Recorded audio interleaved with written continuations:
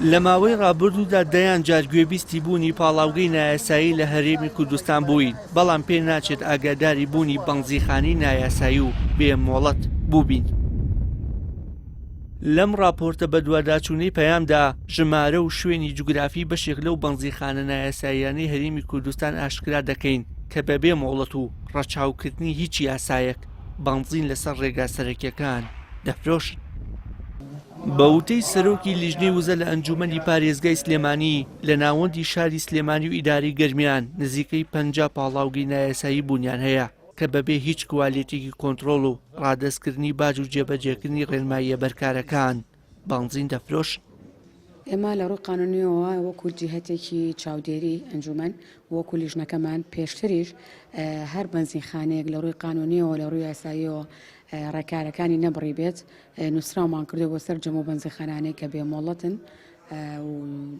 مۆڵەتیان وەرنەگرتووە لەلایەن ئەنجومەنی وەزیرانەوە چونکە لە دەسەڵاتی ئەوانایەت ساڵی 2008ەوە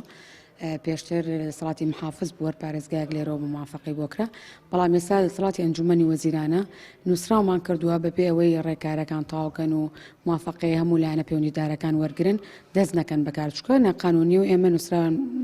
جیهەتی معنی ئەو بابەتەمان ئاگادار کردوەوە و نووسرایشمان بە خۆیان کردووە. بوونی نزیکەی 40 بەنزیخانی نایاسایی لە ئیداری گەرمیان هاوڵاتیان و بەتایبەت خاوەن بەنزیخانە بازرگانیەکانی نیگەران کردووە و دەڵێن سەر ڕایپەنابردنە بەردەم دادگا، بەڵام تا ئێستا ئەنجامێکی دڵخۆشکەریان دەست نەکەوتووە. بوونی بەنزیخانی نایاسایی کاریگەری نەرێنی لەسەر ژینگە و تەندروستی هاوڵاتیان دەبێت و بەو هۆیەوە ڕۆژانە ژماری توشبوانی نەخۆشیە درێژخایەن و کوشندەکان ڕوو لە زیادبوونە. بەنسبەت ئەو بەنزیخانانەی کە مۆڵەتدارن لە سنووری ئیداری گەرمیان و قەزاوناحەکانی تقریباً 18 بەنزیخانەین و تقریباً 30 بەنزیخانەیش نایاسایی هەیە کە ئەوانە مۆڵەتیان نییە. ئێمە کە مۆڵەتدارەکان هەندێ ئجرائین دێن وەکو باجی دەرامەت و باجی خانوبەرە و کری ساڵانەی شارەوانی و ئێمە چەند جار شکایەتمان کردووە لەسەر ئەو بەنزیخانانە کەیسەکەی لە مەحکەمەیە. ئەم بەنزیخانانە پشکنیان بۆ ناکرێ یەکەم و زۆریشن ینی تاسیریانیش کردووە لەسەر ئێمە ئیشەکەی خۆتە بینی سیارەتیانی بەنزیخانەکە. بەدڵنیایی ئێمە کە سیر بکەین لە یەک ڕۆژە لە خەسخانەی هیوا کە 41 کەس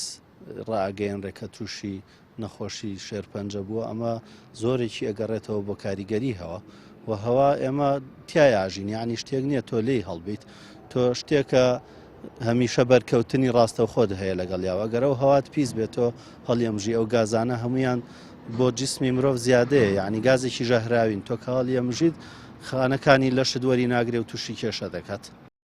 بەپی زانیاریەکانی پەیام کە لە عومەر گوڵپی ئەندامی پەرلەمانی کوردستانە و دەستی کەوتووە نزیکەی 200 بەنزیخانی نایاسایی لە هەرێمی کوردستان بوونی هەیە، بۆ هۆیشەوە وەزارەتی دارایی ناتوانێت هیچ باج و ڕوسوماتێکیان لێوەربگرێت.